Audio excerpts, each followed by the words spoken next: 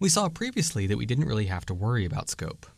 When result was created before we got to the line that needed it, the line ran just fine. However, let's see what happens if we change the values of mynum1 and mynum2 such that that control structure, that conditional, won't execute. Let's see what happens if we change the values of mynum1 and mynum2 such that the code controlled by that conditional, that control statement, doesn't end up running. So as before, our code runs line 1 and line 2. It creates the variables mynum1 and mynum2 and gives them the values 2 and 1 respectively. And then it tries to run line 4. Line 4 says if mynum1 is less than mynum2, then execute this indented code. Here though, mynum1 is 2 and mynum2 is 1. 2 is not less than 1, and so the indented code doesn't run. The computer just skips running line 5 and line 6, and then picks up when the indentation is over. That happens on line 7, runs line 7, ignored because it's a comment, and then it runs line 8. Line 8 isn't indented, so it wasn't controlled by that if statement. What happens though? Well, it's trying to print result, but because these two lines of code never ran, result was never created. And so the output is this error message over here.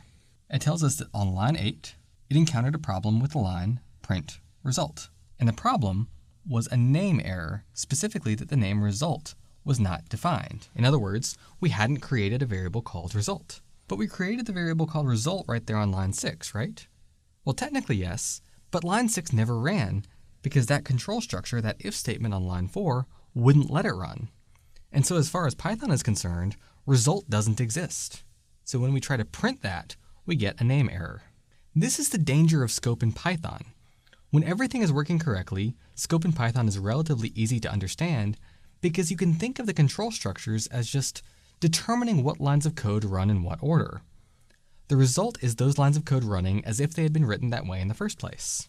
You can imagine just seeing a flat log of the lines that are run one by one and ignoring the control structures altogether. However, if a control structure is going to start interfering with whether or not variables get created, then you might run into some issues. Now, the easiest way to avoid this is by creating variables outside the control structures. So here's a simple revision to the code we were just looking at. The only change is we've added this new line 4. We create result before the conditional ever runs. As before, the computer runs line 1 and 2 to create the variables. It runs line 4 now to create the variable named result. And then on line 6, it again checks to see if mynum1 is less than mynum2. It still isn't. mynum2 is still less than mynum1. And so again, lines 7 and 8 don't run. That indented code doesn't execute. However, now, when it reaches line 10, it tries to print result, and it finds that result was in fact created. On line 4, the new line we just added creates a variable named result and gives it the value result was unchanged. And so when we run line 10, that original string is printed. Instead of the control structure controlling whether or not the variable was created, it just controls whether or not the variable had its value changed. Generally, for our purposes, knowledge of scope is most useful in debugging. When you encounter errors, one of the first things to check is whether the error is due to scope problems.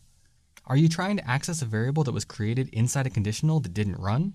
Then you have a scope error. Now, if you go into computing, one day you'll learn other languages as well. This knowledge of scope will hopefully be useful for that transition. When working in Python, we often take this question of scope for granted because Python makes scope relatively easy, but in many languages, it's a more significant topic.